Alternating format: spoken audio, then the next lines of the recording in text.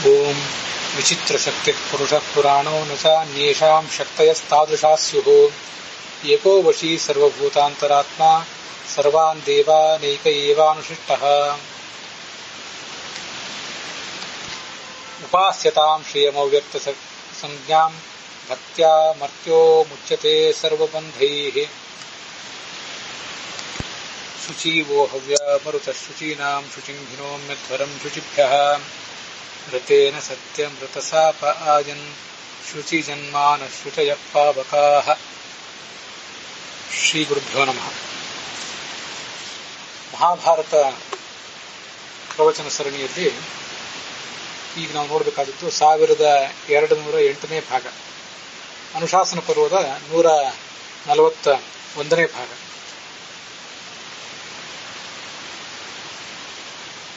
ವೈಷ್ಣವ ಪಾಠದಲ್ಲಿ ವಾವಿಲ್ಯ ರಾಮಸ್ವಾಮಿ ಶಾಸ್ತ್ರಿಗಳ ಪಾಠದಲ್ಲಿ 94ನೇ ಅಧ್ಯಾಯ ಇಲ್ಲಿ ನಡೆದಿದೆ.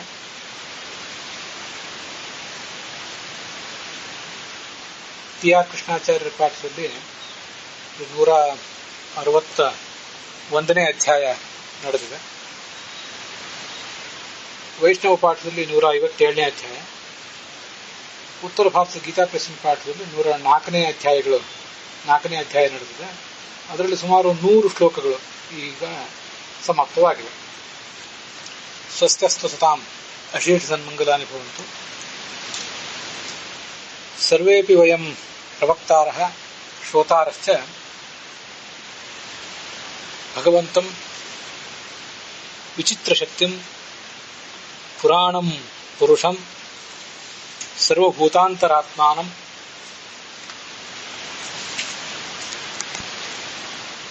ಸರ್ವಾನ್ ದೇವಾನ್ ಆತ್ಮಶಕ್ತ್ಯಾ ಏವ ಅನುವಿಷ್ಟಂ ವಶಿನಂ ಏಕಂ ದೇವಂ ಮಹಾಭಾರತಸ್ಯ ಅನುಶಾಸನ ಪರ್ವಣಃ ಶ್ರವಣೇನ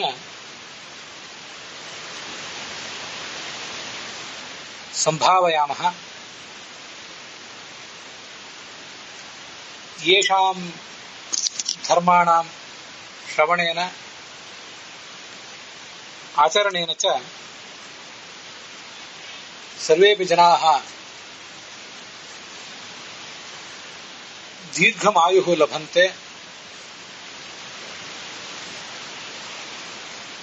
ಅಪಿ ಚ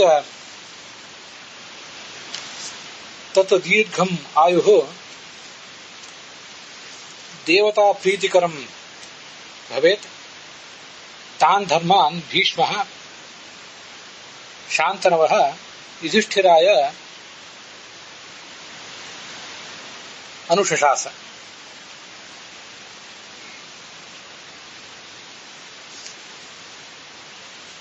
ಹೇಗೆ ಶುದ್ಧಿಯನ್ನು ಮಾಡ್ಕೋಬೇಕು ಅಂತನ್ನೋದನ್ನ ಈ ಅಧ್ಯಾಯದಲ್ಲಿ ನಾವು ನೋಡ್ತಾ ಇದ್ದೇವೆ. ಅನೇಕ ಆಯುಷ್ಯ ವರ್ಧಕ ಧರ್ಮಗಳು, ಶೌಚದ ಕುರಿತಾಗಿ ಮನುಷ್ಯ ಆಚರಣೆ ಮಾಡಬೇಕಾದಂತಹ ಸಂಗತಿಗಳು, ಅದನ್ನೆಲ್ಲ ನೋಡ್ತಾ ಇದ್ದೇವೆ.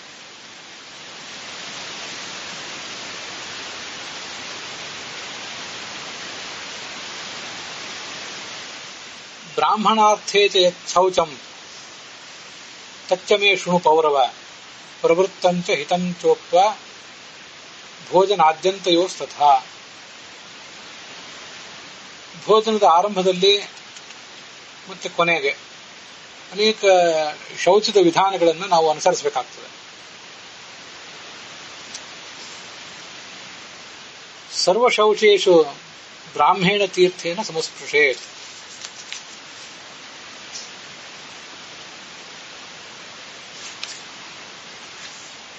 ಬ್ರಾಹ್ಮ ತೀರ್ಥದಿಂದ ಆಚಮನ ಮಾಡಬೇಕು. ಏನಾದರೂ ಎಂಜಲನ್ನ ಉಗಿದಾಗ ಕೇವಲ ಹಾಗೆ ಸುಮ್ಮನೆ ಇರಬಾರದು, ಆಚಮನ ಮಾಡಬೇಕು. ಸೀನಿದಾಗ ಕೂಡ ಆಚಮನ ಮಾಡಬೇಕು. ಆ ಕಾರಣದಿಂದ ಅವನು ಶುದ್ಧನಾಗ್ತಾನೆ. ವೃದ್ಧೋ ಜ್ಞಾತಿ, ನಮ್ಮ ಮನೆಯಲ್ಲಿ ಯಾರು ಇರಬೇಕು, ವೃದ್ಧನಾದಂಥ ವ್ಯಕ್ತಿ ಇರಬೇಕು. ಆತನ ಅನುಭವ, ಆತನ ಉಪದೇಶ ನಮಗೆ ಅನೇಕ ಸಂಕೀರ್ಣ ಪ್ರಸಂಗಗಳಲ್ಲಿ ದೊರೆಯುವಂತಿರಬೇಕು. ಸಂಬಂಧಿಗಳಿರಬೇಕು. ಅವರ ಸಂಬಂಧಿಗಳೆಂಬ ಕಾರಣದಿಂದಾಗಿ ನಮ್ಮ ಮೇಲೆ ಪ್ರೀತಿಯನ್ನು ಇಟ್ಟಿರ್ತಾರೆ. ಮಿತ್ರರಾದವರು ಇರಬೇಕು. ವಿನೋತಿ ತ್ರಾಯತೆ, ಅವನು ನಮ್ಮನ್ನು ತಿಳ್ಕೊಳ್ತಾನೆ, ನಮ್ಮನ್ನು ಅರ್ಥ ಮಾಡಿಕೊಳ್ತಾನೆ, ಮತ್ತೆ ಪ್ರಸಂಗ ಬಂದಾಗ ನಮ್ಮನ್ನು ರಕ್ಷಿಸ್ತಾನೆ. ಅದಕ್ಕಾಗಿ ಆತನು ಕೂಡ ಇರಬೇಕು. ದರಿದ್ರನಾದವನು, ಯಾರಾದರೂ ತುಂಬಾ ಜೀವನದಲ್ಲಿ ಕಷ್ಟಪಟ್ಟವನು ನಮ್ಮ ಜೊತೆಗೆ ನಮ್ಮ ಆಶ್ರಯವನ್ನು ಬಯಸಿ ಇದ್ದರೆ ಅವನನ್ನು ಇಟ್ಕೊಳ್ಬೇಕು. ಇದರಿಂದೆಲ್ಲ ನಮ್ಮ ಆಯುಷ್ಯವು ಅಭಿವೃದ್ಧಿಯನ್ನು ಕಾಣ್ತದೆ. ಅದರಿಂದ ನಮಗೆ ಕಲ್ಯಾಣವೂ ಇದೆ. ಮನೆಯಲ್ಲಿ ಪಾರಿವಾಳಗಳು, ಗಿಣಿಗಳು, ಮೈನಾ ಹಕ್ಕಿಗಳು ಇಂಥವೆಲ್ಲವೂ ಕೂಡ ಇರಬೇಕು. ದೇವತಾ ಪ್ರತಿಮಾ, ಇದು ಕೆಲವು ಪಾಠಗಳಲ್ಲಿ ಕಾಣಿಸೋದಿಲ್ಲ. ದೇವತೆಗಳ ಪ್ರತಿಮೆಗಳಂತೂ ಇರಲೇಬೇಕು. ಉತ್ತರ ಭಾರತದ ಪಾಠದಲ್ಲಿ ಇದು ಕಾಣಿಸೋದಿಲ್ಲ. ಪಕ್ಷಿಗಳ ಬಗ್ಗೆ ಮಾತ್ರ ಉಲ್ಲೇಖ ಇದೆ ಅಲ್ಲಿ. ದೇವತಾ ಪ್ರತಿಮೆಗಳು, ವಿಗ್ರಹಗಳು ಇರಬೇಕು. ಕನ್ನಡಿ, ಗಂಧ, ಹೂವಿನ ಬಳ್ಳಿ, ಪುಷ್ಪವಲ್ಲಿಕಾಹ ಮನೆಯ ಒಳಗಡೆ ಇರಬೇಕು ಅಥವಾ ಮನೆಯ ಹೊರಗಡೆ ಇರಬೇಕು. ಗೃಹೇ ಶ್ವೇತೆ ನ ಪಾಪಾಯ, ಶುದ್ಧಂ ಜಲಂ ಸುವರ್ಣಂ ಚ, ಸ್ವಚ್ಛವಾದ ನೀರಿರಬೇಕು. ಮತ್ತೆ ಬಂಗಾರ ಇರಬೇಕು, ಬೆಳ್ಳಿ ಇರಬೇಕು.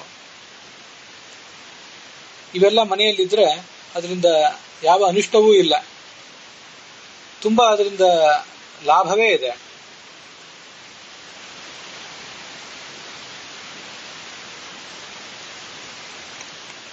ಇಲ್ಲಿ ಅನುವಾದ ಮಾಡಿದವರಲ್ಲಿ ಒಂದು ಸಮಸ್ಯೆ ಕಾಣ್ತದೆ. ಗೃಹೇ ಶ್ವೇತೆ ನ ಪಾಪಾಯ ಯಥಾವೈ ತೈಲಪಾಯಿಕಾ ಅಂತ ಉತ್ತರ ಭಾರತದ ಪಾಠದಲ್ಲಿದೆ. ಕೆಲವು ಅಮಂಗಲವಾದ ಹಕ್ಕಿಗಳು, ಅದನ್ನ ಹೆಡೆಮೂಗ ಹಕ್ಕಿ ಅಂತ ವರ್ಣನೆ ಮಾಡಿದ್ದಾರೆ. ಹೊಡೆಮೂಗ ಹಕ್ಕಿ ಅಂತ, ಅಥವಾ ಜಿರಳೆ, ಇವಕ್ಕೆಲ್ಲ ತೈಲಪಾಯಿಕಾಹ ಅಂತ ಅರ್ಥ ಮಾಡಿದ್ದಾರೆ. ಅವೆಲ್ಲ ಮನೆಯಲ್ಲಿ ಇರಬಾರದು, ಅವು ಅಮಂಗಲ. ಆದರೆ ಗಿಳಿ, ಮೈನಾ ಹಕ್ಕಿ, ಪಾರಿವಾಳ ಮೊದಲಾದವುಗಳು ಮಂಗಳಕರವಾದದ್ದು. ಇದನ್ನು ಕೂಡ ಪಂಜರದಲ್ಲಿ ಸಾಕಬೇಕು ಅಂತ ಅರ್ಥ ಅಲ್ಲ. ಮನೆಯಲ್ಲಿ ಅವಕ್ಕೆ ಆಹಾರವನ್ನು ಕೊಟ್ರೆ ಮನೆಯಲ್ಲಿ ತಾವಾಗೆ ಬರ್ತವೆ, ಮನೆಯ ಪರಿಸರದಲ್ಲಿ ಅವು ಇರ್ತವೆ ಅಂತ ಅದರ ಅಭಿಪ್ರಾಯ. ಹೀಗೆ ಪಾರಿವಾಳ, ಗಿಣಿ, ಮೈನಾ ಹಕ್ಕಿ ಮೊದಲಾದದ್ದು ಇರಬೇಕು. ಆದರೆ ಹೊಡೆಮೂಗ ಹಕ್ಕಿ ಮೊದಲಾದದ್ದು ಇರಬಾರದು ಅಂತ ಒಂದು ಅನುವಾದದಲ್ಲಿ. ಯಥಾವೈ ತೈಲಪಾಯಿಕಾಹ ಅಂತ ಉತ್ತರ ಭಾರತದ ಪಾಠದಲ್ಲಿದೆ. ನಿವಿಷ್ಟಾಹ ತೈಲಪಾಯಿಕಾಹ ಅಂತ ಉತ್ತರ ಭಾರತದ ಪಾಠಕ್ಕಿಂತ ಹೊರತಾದ ಪಾಠ ದಕ್ಷಿಣ ಭಾರತದ ಪಾಠದಲ್ಲಿ ಕಾಣಿಸ್ತದೆ. ಇವೆಲ್ಲ ಮನೆಯಲ್ಲಿ ಇರಬೇಕು ಅಂತ ಅಲ್ಲಿ ಅರ್ಥ ಬರೆದಿದ್ದಾರೆ.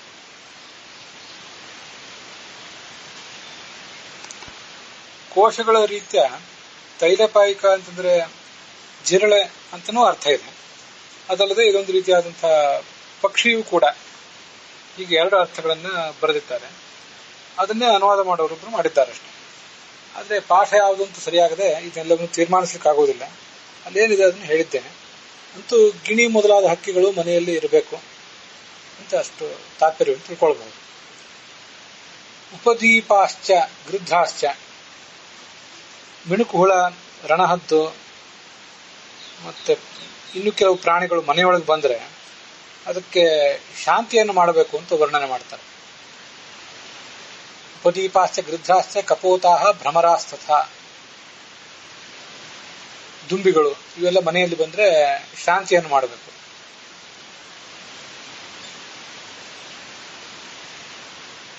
ಮಹಾತ್ಮನಃ ಅತಿಗುಹ್ಯಾನಿ ನಭಕ್ತವ್ಯಾನಿ ಕರಿಹಿಚಿತ ಅಗಮ್ಯಾಶ್ಚ ನಗಚ್ಛೇತ ರಾಜ್ಞ ಪತ್ನೀಂ ಸಖೀಂ ಸ್ತತ ಅಂತ ಮುಂದಿನ ಶ್ಲೋಕ. ಹಿರಿಯರಾದವರನ್ನ ದೊಡ್ಡ ಶಬ್ದದಿಂದ ಕರೆದು ಕಿರಿಚಿ ಅವರನ್ನ ನಿಂದಿಸುವುದು ಅಮಂಗಳಕರವಾದ್ದು.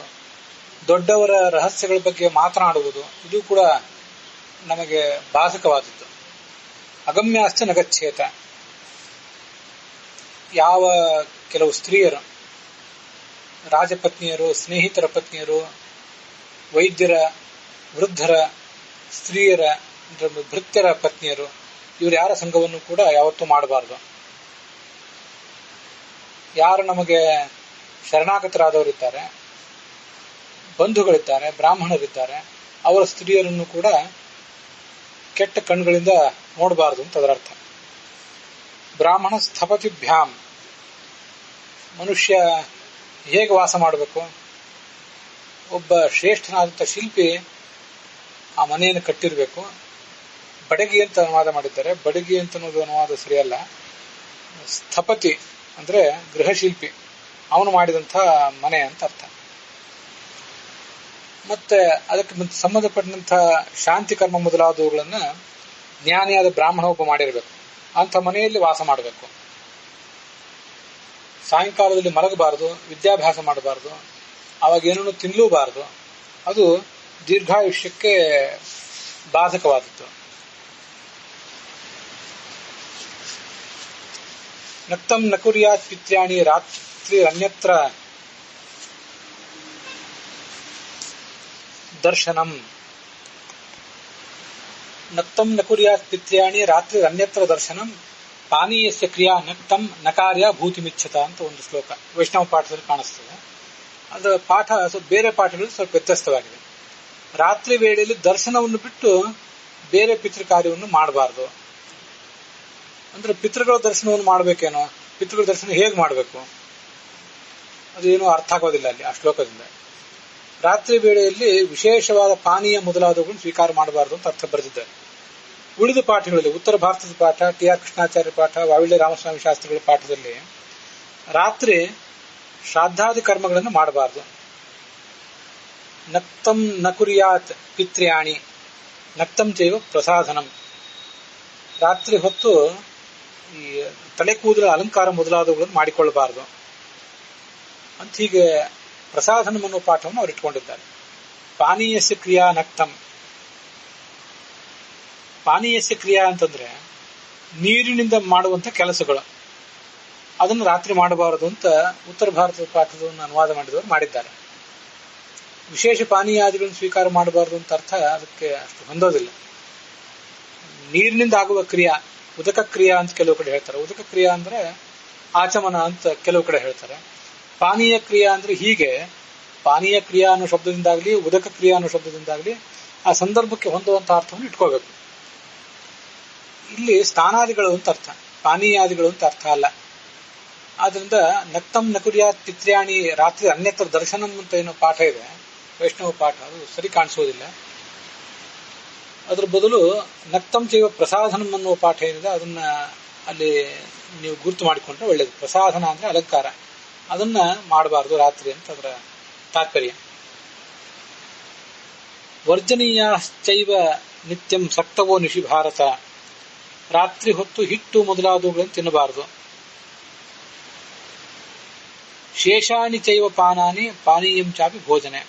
ಇನ್ನೊಬ್ಬರು ಕುಡಿದು ಉಳಿಸಿರುವಂತಹ ಪಾನೀಯ, ನೀರು, ಯಾವುದೇ ತರಹದ ಪಾನೀಯ ಮತ್ತು ನೀರು ಯಾವುದನ್ನು ತಗೊಳ್ಬಾರದು. ಹಿಟ್ಟಿನಿಂದ ಮಾಡಿದ ಪದಾರ್ಥಗಳನ್ನು ರಾತ್ರಿ ಹೊತ್ತು ಬಹಳ ತಿನ್ನಬಾರದು. ಜೀರ್ಣ ಪ್ರಕ್ರಿಯೆಗೆ ಅದು ತೊಂದರೆ ಕೊಡುತ್ತದೆ ಅಂತ ಇದ್ದಿರಬೇಕು.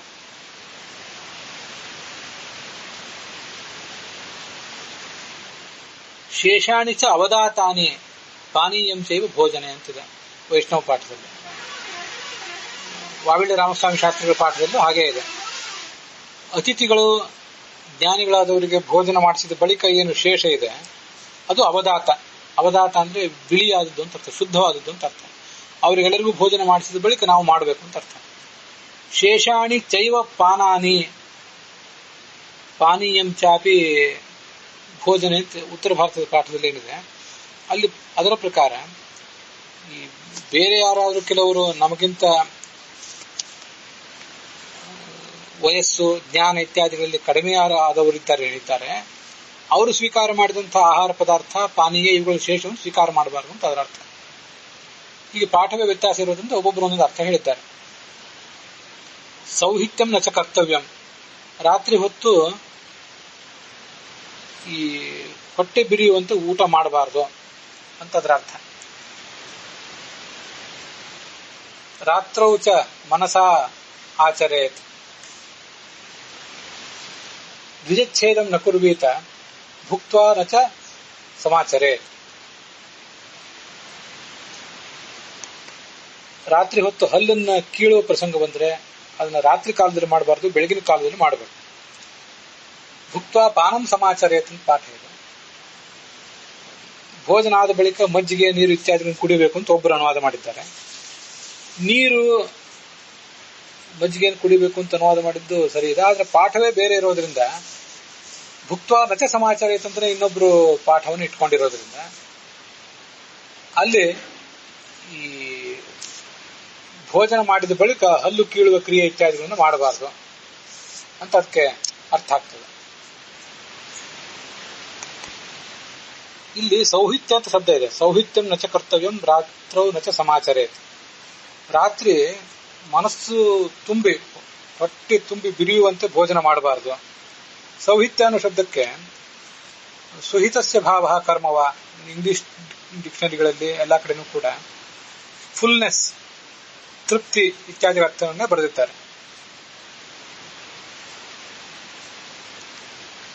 ಇದಕ್ಕೆ ಮಹಾಭಾರತದಲ್ಲಿಯೂ ಕೂಡ ಹಿಂದೊಂದು ಶಾಂತಿ ಪರ್ವದಲ್ಲಿ ಶ್ಲೋಕ ಬಂದಿದೆ. ಅಹೇದೇವ ಗಣಾಧೀತಃ ಸೌಹಿತ್ಯ ನರಕಾದೇವ. ಪೂರ್ಣ ಹೊಟ್ಟೆ ತುಂಬಿ ಊಟ ಮಾಡುವುದನ್ನು ಮನುಷ್ಯ ತ್ಯಾಗ ಮಾಡಬೇಕು ಅಂತ ಅಲ್ಲಿ ಬಂದಿದೆ.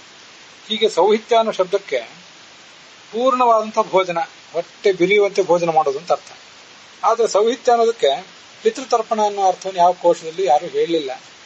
ವೈಷ್ಣವ ಪಾಠದಲ್ಲಿ ಆ ಸೌಹಿತ್ಯ ಅನ್ನೋ ಶಬ್ದಕ್ಕೆ ಹಾಗೆ ಅರ್ಥ ಹೇಳುವುದು ಅಷ್ಟೇನು ಉಚಿತವಾಗಿ ಕಾಣಿಸೋದಿಲ್ಲ. ಅದೊಂದನ್ನು ನೀವು ಗುರ್ತು ಮಾಡಿಕೊಳ್ಬೇಕು.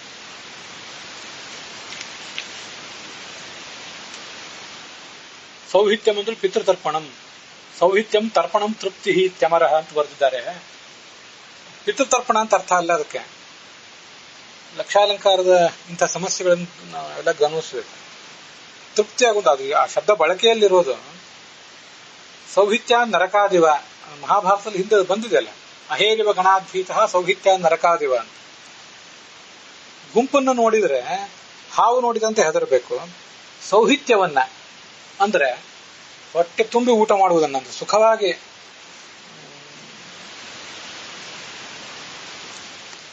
ತಿನ್ನುವುದಕ್ಕಾಗಿಯೇ ಬದುಕುವುದನ್ನ ಮನುಷ್ಯ ಬಿಡಬೇಕು ಅಂತ ಅಲ್ಲಿ ಹೇಳಿದ್ದಾರೆ. ಆ ಶ್ಲೋಕವನ್ನು ಗಮನಿಸಿದರೆ ಆ ಮಹಾಭಾರತದಲ್ಲಿ ಅಲ್ಲಿ ಹೇಳಿದ್ದಾರೆ ಸೌಹಿತ್ಯವನ್ನ ಮಾಡಬಾರದು ಅಂತ. ಸೌಹಿತ್ಯವನ್ನು ಮಾಡಬಾರದು ಅಂತ ಅನ್ನೋದು ಅಲ್ಲಿ ಯಾವ ಒಂದು ನಿರ್ದಿಷ್ಟ ಕಾಲಕ್ಕೂ ಏನು ಸಂಬಂಧಪಟ್ಟದ್ದಲ್ಲ, ಯಾವ ಕಾಲಕ್ಕೂ ಅದನ್ನು ಮಾಡಬಾರದು ಅಂತ ಅರ್ಥ. ಅಹೇರಿವ ಗಣಾದ್ಭೀತ ಶ್ಲೋಕ ಮತ್ತೊಂದು ಸಾರಿ ಗಮನಕ್ಕೆ ತರ್ತೀನಿ ನೋಡಿ. ಕೃಪಣಾದಿವಚ ಸ್ತ್ರೀಭ್ಯ ಕುಣಪಾದಿವಚ ಸ್ತ್ರೀಭ್ಯ ತಮ್ ದೇವ ಬ್ರಾಹ್ಮಣಂ ವಿದುರು. ಬ್ರಾಹ್ಮಣ ಅಂದ್ರೆ ಯಾರು? ಯಾವಾಗಲೂ ಯಾವ ಕಾಲಕ್ಕೂ ಗುಂಪನ್ನು ನೋಡಿದ್ರೆ ಹಾವು ಕಂಡಂತೆ ಹೆದರಬೇಕು. ಸೌಹಿತ್ಯ ನರಕಾದಿವ, ಸುಖವಾಗಿ ತಿಂದುಂಡು ಬದುಕುವುದು ಸೌಹಿತ್ಯ, ತೃಪ್ತನಾಗಿ ಬದುಕುವುದು. ನರಕವನ್ನು ನೋಡಿದ್ರೆ ಹೇಗೆ ಹೆದರ್ತೀವೋ ಹಾಗೆ ಅಂತಹ ತೃಪ್ತವಾದ ಜೀವನವನ್ನ, ಸುಖವಾಗಿ ತಿಂದುಂಡು ಬದುಕುವುದನ್ನ ಮನುಷ್ಯ ಬಿಡಬೇಕು. ಸ್ತ್ರೀಯನ್ನು ನೋಡಿದ್ರೆ ಹೆಣ ನೋಡಿದಂತೆ ಹೆದರಬೇಕು. ಅವನಿಗೆ ಬ್ರಾಹ್ಮಣ ಅಂತ ಕರೀತಾರೆ ಅಂತ ಅಲ್ಲಿ ಬಂದಿದೆ ಮಹಾಭಾರತದಲ್ಲಿ, ಹಿಂದೆ ಶಾಂತಿ ಪರ್ವದಲ್ಲಿ ಬಂದಿದೆ. ಇಲ್ಲೀಗ ನಾವು ಸೌಹಿತ್ಯ ಅನ್ನೋದಕ್ಕೆ ಪಿತೃತರ್ಪಣ ಅಂತ ಅರ್ಥ ಮಾಡಿಕೊಳ್ಳುವುದಾದ್ರೆ ಆ ಪಿತೃತರ್ಪಣವನ್ನು ಮಾಡಬಾರದು ಅಂತ ಅರ್ಥ ಆಗ್ತದಲ್ಲ. ಹಿಂದೆ ಅಲ್ಲಿ ಮಹಾಭಾರತದಲ್ಲಿ ಕೂಡ ಸೌಹಿತ್ಯ ನರಕಾದಿವ, ನರಕವನ್ನು ನೋಡಿದ್ರೆ ಹೇಗೆ ಹೆದರ್ತೀವೋ ಹಾಗೆ ಸೌಹಿತ್ಯವನ್ನು ನೋಡಿದ್ರೂ ಕೂಡ ಹೆದರ್ತೀವಿ ಅಂತ ಹೇಳುವ ಪ್ರಸಂಗ ಬರ್ತದೆ. ಆದ್ರಿಂದ ಸೌಹಿತ್ಯ ಅಂತಂದ್ರೆ ತೃಪ್ತಿ ಅಂತ ಇಷ್ಟು ಮಾತ್ರ ಅರ್ಥ. ತೃಪ್ತಿ ಅಂತ ಅದನ್ನ ಅಮರಕೋಶದಲ್ಲಿ ಎಲ್ಲಾ ಕೋಶಗಳಲ್ಲೂ ಕೂಡ ತೃಪ್ತಿ ಅಂತ ಅದಕ್ಕೆ ಅರ್ಥವನ್ನು ಹೇಳಿರೋದು ಹೌದು. ಆದ್ರೆ ಸೌಹಿತ್ಯ ಅಂದ್ರೆ ಪಿತೃತರ್ಪಣ ಅಂತ ಅರ್ಥ ಮಾಡಿಕೊಂಡದ್ದು ಲಕ್ಷಾಲಂಕಾರದ ಒಂದು ಪ್ರಮಾದ ಅಂತ ಹೇಳದೆ ಬೇರೆ ಮಾರ್ಗ ಇಲ್ಲ. ಅದೊಂದನ್ನು ಗುರ್ತು ಮಾಡ್ಕೊಳ್ಬೇಕು ನೀವು. ಸುಖದ ಜೀವನ, ಇಂದ್ರಿಯಾರಾಮ ಅಂತ ಭಗವದ್ಗೀತಾದಲ್ಲಿ ಹೇಳ್ತಾರಲ್ಲ, ಅಘಾಯುರ್ ಇಂದ್ರಿಯಾರಾಮ ಮೋಘಂ ಪಾರ್ಥ ಸಜೀವತೆ ಅಂತ. ಯಾವುದೇ ಕರ್ತವ್ಯ ಪ್ರಜ್ಞೆ ಇಲ್ಲದೆ ಇಂದ್ರಿಯ ಲೋಲುಪನಾಗಿ ಜಿಹ್ವಾ ಚಾಪಲ್ಯವನ್ನ ಈಡೇರಿಸಿಕೊಂಡು ಬದುಕುವುದು, ಅದಕ್ಕೆ ಸೌಹಿತ್ಯ ಅಂತ ಕರೀತಾರೆ. ಅದನ್ನು ಬಿಡಬೇಕು ಅಂತ ಅರ್ಥ. ಹಾಗಾಗಿ ಇಲ್ಲಿಯೂ ಕೂಡ ಅದೇ ಅರ್ಥವನ್ನೇ ಮಾಡಿಕೊಳ್ಬೇಕು.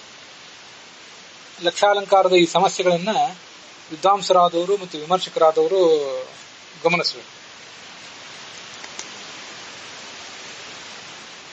ಮಹಾಕುಲ ಪ್ರಸೂತಾಂ, ಮನುಷ್ಯ ಬದುಕಬೇಕು ಹೇಗೆ, ಶ್ರೇಷ್ಠ ಕುಲದಲ್ಲಿ ಹುಟ್ಟಿದಂಥ ಸರ್ವ ಲಕ್ಷಣಗಳಿಂದ ಕೂಡಿದಂಥ ಕನ್ಯೆಯನ್ನು ಮದುವೆ ಮಾಡ್ಕೊಳ್ಬೇಕು, ಅವಳಲ್ಲಿ ಮಕ್ಕಳನ್ನ ಹುಟ್ಟಿಸಬೇಕು, ಮತ್ತೆ ಅವರನ್ನ ಜ್ಞಾನ ಮಾರ್ಗದಲ್ಲಿ ತೊಡಗಿಸಬೇಕು, ಅವರಿಗೆ ಆ ಶಿಕ್ಷಣ ಕೊಡಬೇಕು, ನಮ್ಮ ಕುಲಧರ್ಮಗಳನ್ನು ಅವರು ಅನುಸರಿಸುವಂತೆ ಅವರನ್ನ ಪ್ರೋತ್ಸಾಹಿಸಬೇಕು. ಹೆಣ್ಮಗಳು ಜನಿಸಿದಳೆ, ಅವಳನ್ನು ಕೂಡ ಶ್ರೇಷ್ಠ ಕುಲದಲ್ಲಿ ಹುಟ್ಟಿದಂತಹ ಜ್ಞಾನಿಯಾದ ಒಬ್ಬ ವರನಿಗೆ ಮದುವೆ ಮಾಡಬೇಕು. ತನ್ನ ಪುತ್ರರಿಗೂ ಕೂಡ ಶ್ರೇಷ್ಠ ಕುಲದಲ್ಲಿ ಹುಟ್ಟಿದಂತಹ ಮಕ್ಕಳನ್ನೇ ಮದುವೆ ಮಾಡಬೇಕು. ನಾವು ಸೇವಕರನ್ನ ಆರಿಸಿ ತರುವಾಗ ಆ ಸೇವಕರು ಕೂಡ ಸತ್ಕುಲದಲ್ಲಿ ಹುಟ್ಟಿದವರಾಗಿರಬೇಕು. ಹಾಗಿದ್ರೆ ಅವರು ನಿಷ್ಠಾವಂತರಾಗಿ ಶ್ರದ್ಧಾವಂತರಾಗಿ ಕಾರ್ಯಗಳನ್ನು ಮಾಡ್ತಾರೆ. ಶಿರಸ್ನಾಥೋತ ಕುರುವೀತ, ಎಲ್ಲಾ ದೇವ ಕಾರ್ಯ ಪಿತೃ ಕಾರ್ಯಗಳನ್ನು ಕೂಡ ನಿತ್ಯ ತಲೆಗೆ ಸ್ನಾನ ಮಾಡಿಯೇ ಮಾಡಬೇಕು. ಸ್ತ್ರೀಯರಿಗೆ ಅದಕ್ಕೆ ಸಂಬಂಧಪಟ್ಟಂತ ಒಂದು ಅಪವಾದ ಇದೆ. ಅದನ್ನು ಬಿಟ್ಟರೆ ಉಳಿದ ಎಲ್ಲಾ ಸಂದರ್ಭಗಳಲ್ಲಿಯೂ ಎಲ್ಲರೂ ದೇವ ಕಾರ್ಯ ಪಿತೃ ಕಾರ್ಯ ಇತ್ಯಾದಿ ಎಲ್ಲವನ್ನೂ ಕೂಡ ದೇವ ಕಾರ್ಯದಲ್ಲಿ ಸಂಧ್ಯಾವಂದನದಿಂದ ಆರಂಭಿಸಿ ಎಲ್ಲವೂ ದೇವ ಕಾರ್ಯವೇ. ಅದರಿಂದ ನಿತ್ಯವೂ ತಲೆ ಮೇಲೆ ಸ್ನಾನ ಮಾಡಲೇಬೇಕು ಅಂತಂದ್ರೆ ಅದರ ಅರ್ಥ ಆಗ್ತದೆ.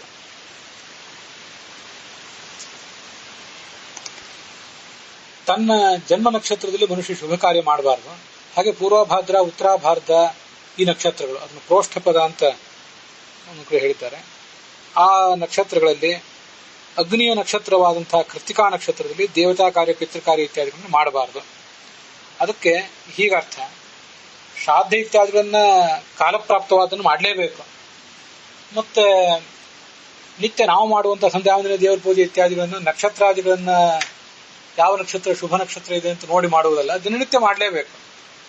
ಅಶುಭ ನಕ್ಷತ್ರ ಇದ್ರೆ ಆವತ್ತು ದೇವತಾ ಕಾರ್ಯ ಇತ್ಯಾದಿಗಳನ್ನು ಪರಿತ್ಯಜಿಸುವುದಲ್ಲ. ಕಾಲಪ್ರಾಪ್ತವಾದ ಶ್ರಾದ್ದವನ್ನು ಅಶುಭ ನಕ್ಷತ್ರ ಇದ್ರೆ ಬಿಡುವುದೂ ಅಲ್ಲ. ಒಂದು ವೇಳೆ ಕಾಮನೆಯಿಂದ ಮಾಡುವುದಾಗಿದ್ರೆ, ಯಾವ್ದಾದ್ರು ಒಂದು ನಿಮಿತ್ತದಿಂದಾಗಿ ಶ್ರಾದ್ದವನ್ನು ಮಾಡುವುದಿದ್ರೆ, ಕಾಮ್ಯ ಶ್ರಾದ್ದ ಇತ್ಯಾದಿಗಳಿರ್ತವೆ, ಹಿಂದೆ ಅದ್ರ ಬಗ್ಗೆ ನೋಡಿದ್ದೇವೆ. ಅಂತಹ ಶ್ರಾದ್ದಗಳನ್ನ ಕೆಲವು ನಿರ್ದಿಷ್ಟ ನಕ್ಷತ್ರಗಳಲ್ಲಿ ಪರಿತ್ಯಜಿಸಬೇಕು. ದಾರುಣೇಶು ಸರ್ವೇಶು ಪ್ರತ್ಯಾರಂಭಂ ವಿವರ್ಜಯೇತ್, ಜ್ಯೋತಿಷೇ ಯಾನಿ ಚೋಕ್ತಾನಿ ಸರ್ವಾಣಿ ಪರಿವರ್ಜಯೇತ್ ಅಂತ ಈ ಮುಂದಿನ ಶ್ಲೋಕ. ವೈಷ್ಣವ ಪಾಠದಲ್ಲಿ ಹಾಗಿದೆ.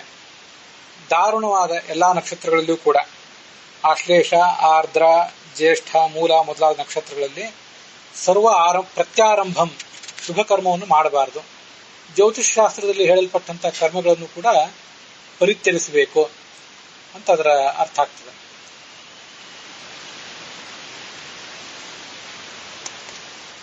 ವಾವಿಳ್ಯ ರಾಮಸ್ವಾಮಿ ಶಾಸ್ತ್ರಗಳ ಪಾಠದಲ್ಲಿ ಇದಕ್ಕೆ ಪ್ರತ್ಯಹಂ ಅಂತಿದೆ. ಇದಕ್ಕೆ ಸಂಬಂಧಪಟ್ಟಂತಹ ಪಾಠ ಪ್ರತ್ಯಾರಂಭಂ ವಿವರ್ಜಯೇತ್ ಅಂತನ್ನುವುದು ವೈಷ್ಣವ ಪಾಠದಲ್ಲಿ ಕಂಡು ಬರುವಂಥದ್ದು. ಈ ಪಾಠದ ಬಗ್ಗೆ ಮತ್ತೆ ಅದರ ಅರ್ಥದ ಬಗ್ಗೆ ಹೀಗೊಂದಿಷ್ಟು ವಿಮರ್ಶೆ ಇದೆ. ನಾವು ಗಮನಿಸಬೇಕಾದ ಕೆಲವು ಸಂಗತಿಗಳು ಕೂಡ ಇಲ್ಲಿವೆ. ಯಾವುದೇ ದಾರುಣ ನಕ್ಷತ್ರಗಳಲ್ಲಿ, ದುಷ್ಟ ನಕ್ಷತ್ರಗಳಲ್ಲಿ ಶುಭ ಕಾರ್ಯವನ್ನು ಮಾಡಬಾರದು. ಪ್ರತ್ಯಾರಂಭ ಅಂದ್ರೆ ಒಳ್ಳೆ ಕಾರ್ಯದ ಆರಂಭ. ಇದು ನಮಗೆ ವೈಷ್ಣವ ಪಾಠದಲ್ಲಿ ಕಾಣಿಸುವಂತ ಅರ್ಥ. ಆದ್ರೆ ವಾವಿಳ್ಯ ರಾಮಸ್ವಾಮಿ ಶಾಸ್ತ್ರಗಳ ಪಾಠದಲ್ಲಿ ಪ್ರತ್ಯಹಂ ನಿತ್ಯವೂ ಕೂಡ ಯಾವಾಗಲೂ ಕೂಡ ಇವನ್ನೆಲ್ಲ ಪರಿತ್ಯಾಗ ಮಾಡಬೇಕು, ದಾರುಣ ನಕ್ಷತ್ರಗಳನ್ನು ಪರಿತ್ಯಾಗ ಮಾಡಬೇಕು ಅಂತ ಹೀಗೆ ಅರ್ಥ ಕಾಣಿಸ್ತದೆ. ಪ್ರತ್ಯಹಂ ಅಂದ್ರೆ ನಿತ್ಯವೂ ಅಂತ ಅರ್ಥ. ಪ್ರತ್ಯಾರಂಭ ಅಂದ್ರೆ ಅಭಿನವ ಕಾರ್ಯಾರಂಭ ಅಂತ ಲಕ್ಷಾಲಂಕಾರದಲ್ಲಿದೆ. ಇವೆರಡೂ ಪಾಠಗಳಿಗೆ ಭಿನ್ನವಾದ ಒಂದು ಪಾಠ ಪ್ರತ್ಯರಿಂಚ ವಿವರ್ಜಯೇತ್ ಅಂತ. ಇದು ಉತ್ತರ ಭಾರತದ ಪಾಠದಲ್ಲಿ ಮತ್ತೆ ಟಿ.ಆರ್. ಕೃಷ್ಣಾಚಾರ್ಯರ ಪಾಠದಲ್ಲಿ ಪ್ರತ್ಯರಿಂ ಅಂಚ ವಿವರ್ಜಯೇತ್. ಅದಕ್ಕೆ ಅರ್ಥ ಏನಾಗ್ತದೆ? ದಾರುಣ ನಕ್ಷತ್ರಗಳಾದ ಆಶ್ಲೇಷ, ಆರ್ದ್ರ, ಜ್ಯೇಷ್ಠ, ಮೂಲ ನಕ್ಷತ್ರಗಳನ್ನು ಪರಿತ್ಯಜಿಸಬೇಕು. ಆಗ ದೇವಪಿತೃ ಕಾರ್ಯಗಳನ್ನ ಕಾಮ್ಯ ದೃಷ್ಟಿಯಿಂದ ಮಾಡಬಾರದು, ನಿತ್ಯ ದೃಷ್ಟಿಯಿಂದ ಮಾಡಬಹುದು. ಮತ್ತೆ ಪ್ರತ್ಯರಿಂಚ ವಿವರ್ಜಯೇತ್ ಅನ್ನುವುದಕ್ಕೆ ಪ್ರತ್ಯಕ್ತಾರ ಇರುವ ನಕ್ಷತ್ರಗಳ ದಿವಸವೂ ಕೂಡ ಪಿತೃ ಕಾರ್ಯ, ದೇವತಾ ಕಾರ್ಯ ಇತ್ಯಾದಿಗಳನ್ನು ಮಾಡಬಾರದು. ಜ್ಯೋತಿಷ್ ಶಾಸ್ತ್ರದಲ್ಲಿ ಯಾವ್ಯಾವ ನಕ್ಷತ್ರಗಳನ್ನ ನಿಷೇಧ ಮಾಡಿದ್ದಾರೋ ಅದನ್ನು ಕೂಡ ಬಿಟ್ಟು ಬಿಡಬೇಕು. ಹಾಗಾದ್ರೆ ಪ್ರತ್ಯಕ್ತಾರ ಅಂದ್ರೆ ಏನು?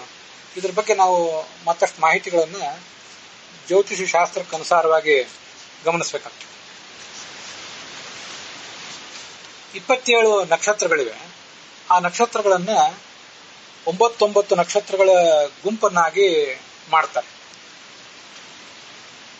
ಆ ಪ್ರತಿಯೊಂದು ಗುಂಪು ಕೂಡ ಜನ್ಮ ನಕ್ಷತ್ರ, ಸಂಪತ್ ನಕ್ಷತ್ರ, ಸಂಪತ್ತಾರ, ಜನ್ಮತಾರ, ಸಂಪತ್ತಾರ, ವಿಪತ್ತಾರ, ಕ್ಷೇಮತಾರ, ಪ್ರತ್ಯರತಾರ, ಸಾಧಕತಾರ, ವಧತಾರ, ಮೈತ್ರತಾರ ಮತ್ತು ಪರಮ ಮೈತ್ರತಾರ. ಅಶ್ವಿನಿಯಿಂದ ರೇವತಿಯವರಿಗೆ 27 ನಕ್ಷತ್ರಗಳಿವೆ, ನಮಗೆ ಗೊತ್ತಿದೆ. ಅಶ್ವಿನಿ, ಭರಣಿ, ಕೃತ್ತಿಕಾ, ರೋಹಿಣಿ, ಮೃಗಶಿರ, ಆರ್ದ್ರ, ಪುನರ್ವಸು, ಪುಷ್ಯ, ಆಶ್ಲೇಷ ಇವು ಕ್ರಮವಾಗಿ ಜನ್ಮತಾರ, ಸಂಪತ್ತಾರ, ವಿಪತ್ತಾರ, ಕ್ಷೇಮತಾರ, ಪ್ರತ್ಯರತಾರ, ಸಾಧಕತಾರ, ವಧತಾರ, ಮೈತ್ರತಾರ ಮತ್ತು ಪರಮ ಮೈತ್ರತಾರ ಆಗುತ್ತವೆ. ಹಾಗೆ ಮುಂದಿನ 9 ನಕ್ಷತ್ರಗಳ ಸೆಟ್ ಮಖ, ಪುಬ್ಬ, ಪೂರ್ವಾಷಾಢ ಅಂತ ತಿಳ್ಕೊಳ್ಬಹುದು, ಪೂರ್ವ ನಕ್ಷತ್ರ, ಪುಬ್ಬ ನಕ್ಷತ್ರ, ಉತ್ತರ, ಹಸ್ತ, ಚಿತ್ರ, ಸ್ವಾತಿ, ವಿಶಾಖ, ಅನುರಾಧ, ಜ್ಯೇಷ್ಠ ಇವು ಕೂಡ ಕ್ರಮವಾಗಿ ಜನ್ಮ, ಸಂಪತ್, ವಿಪತ್ತು, ಕ್ಷೇಮ, ಪ್ರತ್ಯರ, ಸಾಧಕ, ವಧ, ಮೈತ್ರ ಮತ್ತು ಪರಮ ಮೈತ್ರ ಅಂತ ಕರೆಸ್ಕೋತವೆ. ಮುಂದಿನ 9 ನಕ್ಷತ್ರಗಳು ಒಂದು ಸೆಟ್ ಮೂಲ, ಪೂರ್ವಾಷಾಢ, ಉತ್ತರಾಷಾಢ, ಶ್ರವಣ, ಧನಿಷ್ಠ, ಶತಭಿಷ, ಪೂರ್ವಭಾದ್ರ, ಉತ್ತರ ಭಾದ್ರ ಮತ್ತು ರೇವತಿ ಇವು ಕೂಡ ಕ್ರಮವಾಗಿ ಜನ್ಮ, ಸಂಪತ್, ವಿಪತ್, ಕ್ಷೇಮ, ಪ್ರತ್ಯರ, ಸಾಧಕ, ವಧ, ಮೈತ್ರ ಮತ್ತು ಪರಮ ಮೈತ್ರ ಅಂತ ಕರೆಸ್ಕೊಳ್ತವೆ. ಒಂದು ಸ್ಥೂಲವಾದಂಥ ದೃಷ್ಟಿಕೋನ ಇದು. ಯಾರ್ದಾದ್ರೂ ಜನ್ಮ ನಕ್ಷತ್ರ ಅಶ್ವಿನಿ ನಕ್ಷತ್ರ ಆಗಿದ್ರೆ ಅವರಿಗೆ ಈ ತರ ಆಗ್ತದೆ. ಜನ್ಮ ನಕ್ಷತ್ರ ಅಶ್ವಿನಿ ನಕ್ಷತ್ರ ಆಗಿದ್ರೆ ಆ ಅಶ್ವಿನಿ ನಕ್ಷತ್ರದ ಮುಂದಿನ ಸೆಟ್ನಲ್ಲಿ ಇರುವಂತಹದ್ದು ಮಖಾ ನಕ್ಷತ್ರ, ಅದರ ಮುಂದಿನ ಸೆಟ್ನಲ್ಲಿರುವಂಥದ್ದು ಮೂಲ ನಕ್ಷತ್ರ. ಅಶ್ವಿನಿ ನಕ್ಷತ್ರ ಜನ್ಮ ನಕ್ಷತ್ರ, ಮಖಾ ನಕ್ಷತ್ರ ಅನುಜನ್ಮ ನಕ್ಷತ್ರ, ಮೂಲ ನಕ್ಷತ್ರ ಎಂಬುದು ತ್ರಿಜನ್ಮ ನಕ್ಷತ್ರ ಆಗ್ತದೆ. ಅಶ್ವಿನಿಯಿಂದ ಆರಂಭಿಸಿ ಆಶ್ಲೇಷ ಒಂದು ನಕ್ಷತ್ರಗಳ ಸೆಟ್ ಇದು. ಮಖಾದಿಂದ ಆರಂಭಿಸಿ ಇನ್ನೊಂದು ಸೆಟ್, ಜ್ಯೇಷ್ಠವರೆಗೆ ಇನ್ನೊಂದು ಸೆಟ್ ಆಗ್ತದೆ. ಮೂಲ ನಕ್ಷತ್ರದಿಂದ ಆರಂಭಿಸಿ ರೇವತಿ ನಕ್ಷತ್ರದವರೆಗೆ ನಕ್ಷತ್ರಗಳ ಮತ್ತೊಂದು ಸೆಟ್, ಒಂದು ವರ್ಗ ಆಗ್ತದೆ. ಇವು ಕ್ರಮವಾಗಿ ಮೊದಲನೇ ಸೆಟ್ಟು ಜನ್ಮ ಅಂತನೂ, ಆಮೇಲಿಂದ ಮುಂದಿಂದು ಅನುಜನ್ಮ ಅಂತೂ, ಅದ್ರ ಮುಂದಿಂದು ತ್ರಿಜನ್ಮ ಅಂತನೂ. ಅಶ್ವಿನಿ, ಮಖ, ಮೂಲ ಇವು ಕ್ರಮವಾಗಿ ಜನ್ಮ, ಅನುಜನ್ಮ, ತ್ರಿಜನ್ಮ ಹೀಗೆ ಕರೆಸ್ಕೋತವೆ. ಇದು ಅಶ್ವಿನಿ ನಕ್ಷತ್ರ ಯಾರದಾದರೂ ಜನ್ಮ ನಕ್ಷತ್ರವಾಗಿದ್ರೆ ಅವರಿಗೆ ಸಂಬಂಧಪಟ್ಟಂತಹ ಒಂದು ನಿಯಮ ಆಯಿತು. ಇಲ್ಲಿ ಒಬ್ಬೊಬ್ಬರದು ಕೂಡ ಬೇರೆ ಬೇರೆ ನಕ್ಷತ್ರವೇ ಆಗಿರ್ತದಲ್ಲ, ಹಾಗಾಗಿ ಅವರು ತಮ್ಮ ಪ್ರತ್ಯಕ್ತಾರೆ ಮೊದಲಾದವುಗಳನ್ನು ಹೇಗೆ ತಿಳ್ಕೊಳ್ಬೇಕು ಅನ್ನೋದ್ರ ಬಗ್ಗೆ ಈಗ ನಾವು ನೋಡ್ಬೇಕಾದಂತ ಕೆಲವು ಸಂಗತಿಗಳಿವೆ. ಸಂಪತ್ ಇಲ್ಲಿ 1, 3, 5, 7 ಈ 9 ತಾರೆಗಳ ಪೈಕಿ ಜನ್ಮತಾರ, ವಿಪತ್ತಾರ, ಪ್ರತ್ಯರತಾರ, ವಧತಾರ ಇವಿಷ್ಟನ್ನು ಪರಿಗಣಿಸಬೇಕು ಯಾವುದೇ ಕಾರ್ಯಕ್ಕೆ. ಅದನ್ನು ಮಾಡಬಾರದು. ವಿಪತ್ತಾರ ಅಂದ್ರೆ ಅದ್ರ ಹೆಸರೇ ಹೇಳುವಂತೆ ಅದು ಆಪತ್ತನ್ನು ಕೊಡುವಂಥದ್ದು. ಪ್ರತ್ಯರತಾರ ಅಂದ್ರೆ ಅದು ಕೂಡ ಕಾರ್ಯಕ್ಕೆ ಬಾಧಕವನ್ನು ಕೊಡುವಂಥದ್ದು. ವಧತಾರ ಅಂದ್ರೆ ಕಾರ್ಯವನ್ನು ಮಾಡ್ಲಿಕ್ಕೆ ಹೋದವನಿಗೆ ಹಾನಿಯನ್ನೇ ಮಾಡಿಬಿಡ್ತದೆ ಅಂತ. ಹೀಗೆ 1 ಜನ್ಮತಾರ, 2 ವಿಪತ್ತಾರ, 3 1 ಜನ್ಮತಾರ, 3ನೇದ್ದು ವಿಪತ್ತಾರ, 5ನೇದ್ದು ಪ್ರತ್ಯರತಾರ, 7ನೇದ್ದು ವಧತಾರ. ಹೀಗೆ ಬೆಸ ಸಂಖ್ಯೆಯಲ್ಲಿರುವಂತಹ ಇವುಗಳನ್ನ ಕಾರ್ಯಗಳ ದೃಷ್ಟಿಯಿಂದ ಪರಿತ್ಯಜಿಸಬೇಕು. ಆ 9ನೇದಾದಂತಹ ಪರಮ ಮೈತ್ರವನ್ನು ಕೂಡ ಪರಿತ್ಯಜಿಸಬೇಕು. ಆದರೂ 1, 3, 5, 7ರಷ್ಟು ಅದು ಯಾವತ್ತೂ ಬಾಧಕ ಅಲ್ಲ. 1, 3, 5, 7 ಈ ನಕ್ಷತ್ರಗಳು ಮಾತ್ರ, ಅರ್ಥಾತ್ ಜನ್ಮ, ವಿಪತ್, ಪ್ರತ್ಯರ ಮತ್ತು ವಧತಾರಗಳು ಮಾತ್ರ ಬಹಳ ಬಾಧಕವಾದದ್ದು ಅಂತ ಇದನ್ನ ಜ್ಯೋತಿಷ್ ಶಾಸ್ತ್ರದಲ್ಲಿ ವರ್ಣಿಸ್ತಾರೆ. ಇಲ್ಲಿಗೆ ಪ್ರತ್ಯರತಾರ ಅಂತ ಬಂದಿದೆಯಲ್ಲ, ಅದರ ವಿವರವನ್ನು ಹೀಗೆ ನೋಡಬಹುದು.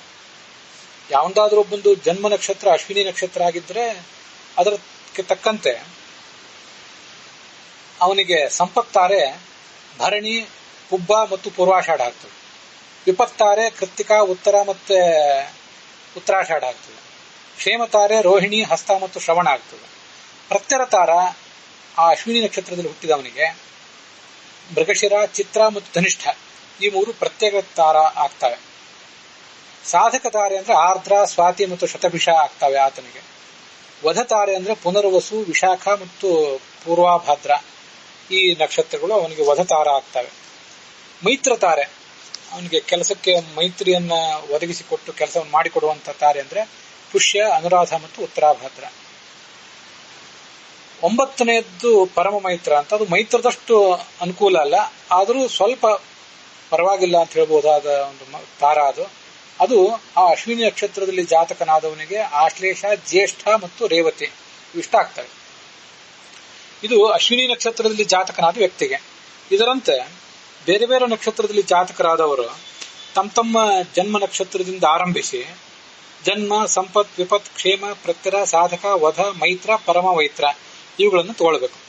ಉದಾಹರಣೆಗೆ ವೃಷಭ ರಾಶಿಯ ರೋಹಿಣಿ ನಕ್ಷತ್ರದಲ್ಲಿ ಹುಟ್ಟಿದಂತ ನನ್ನ ಜನ್ಮ ನಕ್ಷತ್ರ ರೋಹಿಣಿ. ಅದು ರೋಹಿಣಿ, ಅದರ ಮುಂದಿನ ಸೆಟ್ನಲ್ಲಿ ಹಸ್ತ, ಅದರ ಮುಂದಿನ ಸೆಟ್ನಲ್ಲಿ ಶ್ರವಣ. ಇವಿಷ್ಟು ನನಗೆ ಜನ್ಮ ನಕ್ಷತ್ರ ಅಂತ ಕರೆಸ್ಕೊತವೆ. ಸಂಪತ್ ತಾರ ಅಂದ್ರೆ ಮೃಗಶಿರ, ಚಿತ್ರ ಮತ್ತು ಧನಿಷ್ಠ ಇವು ಕರೆಸ್ಕೊತವೆ. ವಿಪತ್ ತಾರ ಅಂದ್ರೆ ಆರ್ದ್ರ, ಸ್ವಾತಿ ಮತ್ತು ಶತಭಿಷ ಇವು ನನಗೆ ವಿಪತ್ ತಾರ ಆಗ್ತವೆ. ಕ್ಷೇಮ ತಾರ ಅಂದ್ರೆ ಪುನರ್ವಸು, ವಿಶಾಖ ಮತ್ತು ಪೂರ್ವಾಭಾದ್ರಗಳು ಆಗ್ತವೆ. ನನಗೆ ಪ್ರತ್ಯರ ತಾರ ಅಂದ್ರೆ ಪುಷ್ಯ, ಅನುರಾಧ ಮತ್ತು ಉತ್ತರಾಭಾದ್ರಗಳು ಆಗ್ತವೆ. ಸಾಧಕ ತಾರಗಳು ಕಾರ್ಯಸಾಧಕವಾದ ತಾರಗಳು ಅಂತ ಅರ್ಥ. ಆಶ್ಲೇಷ, ಜ್ಯೇಷ್ಠ ಮತ್ತು ರೇವತಿ ಆಗ್ತವೆ. ವಧ ತಾರ ನನಗೆ ದೈಹಿಕವಾಗಿ ಹಾನಿಯನ್ನೇ ಮಾಡಬಲ್ಲ ತಾರಗಳು ಅಂದ್ರೆ ಮಘ, ಮೂಲ ಮತ್ತು ಅಶ್ವಿನಿಗಳಾಗ್ತವೆ. ಕಾರ್ಯದಲ್ಲಿ ಮೈತ್ರಿಯನ್ನ ಒದಗಿಸಿಕೊಟ್ಟು ಸ್ನೇಹಿತರ ಸಹಾಯವನ್ನು ಒದಗಿಸಿಕೊಡುವ ಕಾರ್ಯ ನಕ್ಷತ್ರಗಳು ಅಂದ್ರೆ ಹುಬ್ಬ, ಪೂರ್ವಾಷಾಢ ಮತ್ತು ಭರಣಿ ಆಗ್ತವೆ. ಪರಮ ಮೈತ್ರ, ಮೈತ್ರಿಯಷ್ಟಲ್ಲದೆ ಹೋದ್ರೂ ಸ್ವಲ್ಪ ಕಡಿಮೆ ಮೈತ್ರಿಯನ್ನ ಒದಗಿಸಿಕೊಡುವಂಥವು ಉತ್ತರಾಷಾಢ ಮತ್ತು ಕೃತ್ತಿಕ ಈ ಮೂರು ಆಗ್ತವೆ. ಇದು ರೋಹಿಣಿ ನಕ್ಷತ್ರದಲ್ಲಿ ವೃಷಭ ರಾಶಿಯಲ್ಲಿ ರೋಹಿಣಿ ನಕ್ಷತ್ರದಲ್ಲಿ ಜಾತಕನಾದ ವ್ಯಕ್ತಿಗೆ ಸಂಬಂಧಪಟ್ಟಂತೆ ಹೀಗೆ ಮತ್ತೊಬ್ಬನಿಗೆ ಭರಣಿ, ಮೃಗಶಿರ ಮೊದಲಾದದ್ದಿದ್ರೆ, ಬೇರೆ ಬೇರೆ ಯಾವ್ಯಾವುದೋ ನಕ್ಷತ್ರಗಳಿದ್ರೆ ಆಯಾ ನಕ್ಷತ್ರಗಳಿಗೆ ಅನುಸಾರವಾಗಿ ಮೊದಲನೇ ಅವನು ಹುಟ್ಟಿದ ನಕ್ಷತ್ರ ಜನ್ಮ ನಕ್ಷತ್ರ, ಅದರ ಮುಂದಿನ ನಕ್ಷತ್ರ ಸಂಪತ್, ಅದರ ಮುಂದಿಂದು ವಿಪತ್, ಅದರ ಮುಂದಿಂದು ಕ್ಷೇಮ, ಅದರ ಮುಂದಿಂದು ಪ್ರತ್ಯರ ತಾರ ಅಂತ ಕರೆಸ್ಕೋತದೆ. ಯಾವ ವ್ಯಕ್ತಿ ತಾನು ಯಾವ ನಕ್ಷತ್ರದಲ್ಲಿ ಹುಟ್ಟಿದ್ದಾನೋ ಅಲ್ಲಿಂದ ಆ ನಕ್ಷತ್ರದಿಂದ ಆರಂಭಿಸಿ 5ನೇದ್ದು, ರೋಹಿಣಿ ನಕ್ಷತ್ರದಿಂದ ಆರಂಭಿಸಿ ಪುಷ್ಯ ನಕ್ಷತ್ರವೆಂಬುದು 5ನೇದ್ದಾದ್ರಿಂದ ನನಗೆ ಪುಷ್ಯ, ಅನುರಾಧ ಮತ್ತು ಉತ್ತರಾಭಾದ್ರಗಳು ಪ್ರತ್ಯರ ತಾರ ಆಗ್ತವೆ. ಅದರಂತೆ ಮತ್ತೊಂದು ನಕ್ಷತ್ರದಲ್ಲಿ ಹುಟ್ಟಿದವನಿಗೆ ಅಲ್ಲಿಂದ 5 ನಕ್ಷತ್ರಗಳನ್ನು ಎಣಿಸಿದರೆ ಆ 5ನೇ ನಕ್ಷತ್ರ, ಅದರ ಮುಂದಿನ ಗುಂಪಿನಲ್ಲಿರುವ ನಕ್ಷತ್ರ, ಅದರ ಮುಂದಿನ ಗುಂಪಿನಲ್ಲಿರುವ ನಕ್ಷತ್ರ 27 ನಕ್ಷತ್ರಗಳನ್ನು 9 ಗುಂಪು ಮಾಡಿದ್ದು ತಮಗೆ ಎಲ್ಲರಿಗೂ ಇದು ನೆನಪಿದ್ದೇ ಇದೆ. ಆ ಪ್ರತ್ಯರ ತಾರ ನನ್ನ ಜನ್ಮ ನಕ್ಷತ್ರದಿಂದ ಆರಂಭಿಸಿ ಅದನ್ನು ಹಿಡಿದು 5ನೇ ನಕ್ಷತ್ರ ನನಗೆ ಪ್ರತ್ಯರ ತಾರ. ಅದರ ಮುಂದಿನ ಗುಂಪಿನಲ್ಲಿರುವ ಒಂದು ನಕ್ಷತ್ರವೂ ಅದರ ಮುಂದಿನ ಗುಂಪಿನಲ್ಲಿರುವ ಒಂದು ನಕ್ಷತ್ರವೂ ಇವೆಲ್ಲವೂ ಕೂಡ ಪ್ರತ್ಯರ ತಾರ ಅಂತ ಕರೆಸ್ಕೊತೇವೆ. ಆ ಪ್ರತ್ಯರ ತಾರ ದಿವಸ ಯಾವುದೇ ರೀತಿಯಾದಂತಹ ಕಾಮ್ಯ ಶ್ರಾದ್ದ, ದೇವತಾ ಕಾರ್ಯ ಇತ್ಯಾದಿಗಳನ್ನು ಮಾಡಬಾರದು ಅಂತ ಅರ್ಥ. ಸಂಪತ್ತಾರೆ, ಕ್ಷೇಮ ತಾರೆ, ಸಾಧಕ ತಾರೆ, ಮೈತ್ರ ತಾರೆ ಇರುವ ಪ್ರಸಂಗಗಳಲ್ಲಿ ಕಾರ್ಯಗಳನ್ನು ಮಾಡಬೇಕು ಸಾಮಾನ್ಯವಾಗಿ. ಇದು ಗೊತ್ತಿರುವಂಥದ್ದು. ಪ್ರತ್ಯರಂ ಜ್ಯೋತಿಷ್ಶಾಸ್ತ್ರಜ್ಞರು ಇದ್ರ ಬಗ್ಗೆ ಪ್ರತ್ಯರಂಚ ವಿವರ್ಜಯೇತ್ ಅಂತ ಹೇಳ್ತಾರೆ. ಇಲ್ಲಿ ಯಾಕೋ ಪ್ರತ್ಯರಿಂಚ ವಿವರ್ಜಯೇತ್ ಅಂತಿದೆ ಉತ್ತರ ಭಾರತದ ಪಾಠದಲ್ಲಿ ಮತ್ತೆ TR ಕೃಷ್ಣಾಚಾರ್ಯ ಪಾಠದಲ್ಲಿ. ಅದು ಶಬ್ದ ಜ್ಯೋತಿಷ ಶಾಸ್ತ್ರದ ತಜ್ಞರ ದೃಷ್ಟಿಯಿಂದ ಪ್ರತ್ಯರಂ, ಪ್ರತ್ಯಕ್, ಪ್ರತ್ಯರವು, ಪ್ರತ್ಯರಃ, ಪ್ರತ್ಯರಂ, ಪ್ರತ್ಯರವು, ಪ್ರತ್ಯರಃ. ಪ್ರತ್ಯರಂ ಅನ್ನೋದು ದ್ವಿತೀಯ ವಿಭಕ್ತಿ ಏಕವಚನ. ಪ್ರತ್ಯರಂ ತಾರಾಂ ವಿವರ್ಜಯೇತ್ ಅಂತ ಅದರ ಅಭಿಪ್ರಾಯ. ಪ್ರತ್ಯರಿಂ ಅಂತ ಈ ಪಾಠದಲ್ಲಿ ಹೀಗೆ ಉಪಲಬ್ಧ ಇದೆ. ಇದಕ್ಕೆ ಭಿನ್ನವಾಗಿ ವಾವಿಳ್ಯ ರಾಮಸ್ವಾಮಿ ಶಾಸ್ತ್ರಿಗಳ ಪಾಠದಲ್ಲಿ ಪ್ರತ್ಯಹಂ ಅಂತನೂ ಪ್ರತ್ಯಾರಂಭಂ ಎಂಬುದಾಗಿ ವೈಷ್ಣವ ಪಾಠದಲ್ಲೂ ಇದೆ. ಪಾಠ ಯಾವುದು ಅಂತ ನಾವು ತೀರ್ಮಾನಿಸುವುದು ಕಷ್ಟ.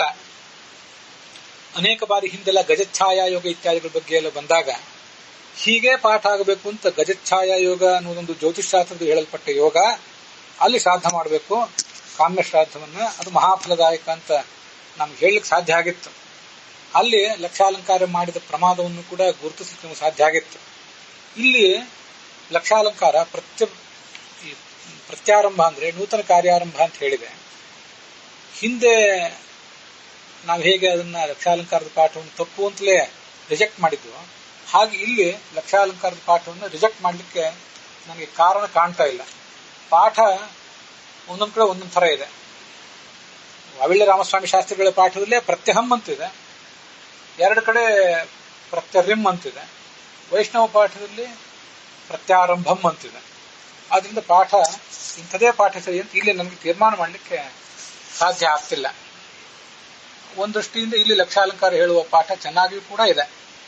ದಾರುಣೇಶು ಚ ಸರ್ವೇಶು, ಎಲ್ಲ ದಾರುಣ ನಕ್ಷತ್ರಗಳಲ್ಲಿ ದಾರುಣ ಕಾಲಗಳಲ್ಲಿ ಪ್ರತ್ಯಾರಂಭವನ್ನ, ಹೊಸ ಕಾರ್ಯದ ಆರಂಭವನ್ನ ಪರಿತ್ಯಜಿಸಬೇಕು ಅಂತ ಹೇಳಿದ್ದು ಪಾಠ ಸರಿಯಾಗಿ ಕಾಣಿಸ್ತದೆ. ಪಾಠ ಯಾವುದೊಂದು ತೀರ್ಮಾನ ಆಗುವುದಿಲ್ಲ, ಅದರಿಂದ ಅರ್ಥವೂ ಕೂಡ ತೀರ್ಮಾನ ಆಗೋದಿಲ್ಲ. ಆದರೆ ಪ್ರತ್ಯರತಾರೆಯನ್ನ ವರ್ಜಿಸಬೇಕು ಅಂತನ್ನುವುದು ಜ್ಯೋತಿಷ್ಶಾಸ್ತ್ರಜ್ಞನಿಗೂ ಕೂಡ ಸಮ್ಮತ. ಅದಕ್ಕಾಗಿ ಆ ಪ್ರತ್ಯರತಾರೆ ಅಂದ್ರೆ ಏನು ಅಂತ ಇಲ್ಲಿ ತಮ್ಮೆದುರಿಗೆ ಹೇಳುವ ಪ್ರಯತ್ನ ಮಾಡಿದ್ದೇನೆ. ತಜ್ಞರಾದಂತಹ ಜ್ಯೋತಿಷ್ಶಾಸ್ತ್ರಜ್ಞರು ಮೊದಲಾದವರು ಅವರ ಸಲಹೆಯನ್ನು ಪಡ್ಕೊಂಡು ಇದನ್ನು ಮಾಡಿದ್ದೇನೆ. ಹಿಂದೆ ಕೂಡ ಗಜಚ್ಛಾಯಾಯೋಗ, ಈ ಪ್ರತ್ಯರತಾರ, ಇವುಗಳೆಲ್ಲದ್ರ ಬಗ್ಗೆನೂ ಕೂಡ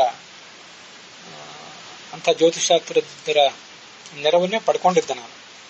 ನಮ್ಮವರೇ ವಿದ್ಯಾಪೀಠದವರೇ ಆದರೂ ನಮ್ಮ ಸ್ವಾಮಿಗಳ ಶಿಷ್ಯರೇ ಆದಂಥ ಕೃಷ್ಣಾಚಾರ್ಯ ನೂರಿತ್ತಾಯ ಅನ್ನುವರು ನಮ್ಮ ವಿದ್ಯಾಪೀಠದ ವಿದ್ವಾಂಸರು, ಜ್ಯೋತಿಷ್ಶಾಸ್ತ್ರದಲ್ಲಿ ತಜ್ಞರು, ಧರ್ಮಶಾಸ್ತ್ರದಲ್ಲಿಯೂ ಕೂಡ ಪಾರಂಗತರೆ. ಅವರ ನೆರವನ್ನ ಈ ಗಜಚ್ಛಾಯಾಯೋಗ, ಪ್ರತ್ಯರ, ಈ ಮೊದಲಾದ ವಿಷಯಗಳನ್ನ ಅರ್ಥ ಮಾಡಿಕೊಳ್ಳಲಿಕ್ಕೆ ಮತ್ತು ಪ್ರವಚನ ಮಾಡಲಿಕ್ಕೆ ನಾನು ಬಳಸಿದ್ದೇನೆ. ಅವರಿಗೆ ಈಗಲೇ ಧನ್ಯವಾದವನ್ನು ಹೇಳಿ ಮುಂದೆ ಮರೆತದೆ ಅನ್ನೋ ಕಾರಣಕ್ಕಾಗಿ ಹೇಳಿ ಮುಗಿಸಿದ್ದೇನೆ. ಇದನ್ನು ಕೇಳಿ ನಿಮ್ಮ ಅಭಿಪ್ರಾಯಗಳನ್ನ ನೀವು ತಿಳಿಸಬೇಕು. ಓಂ ನಾರಾಯಣಾರ್ಪಣಮಸ್ತು.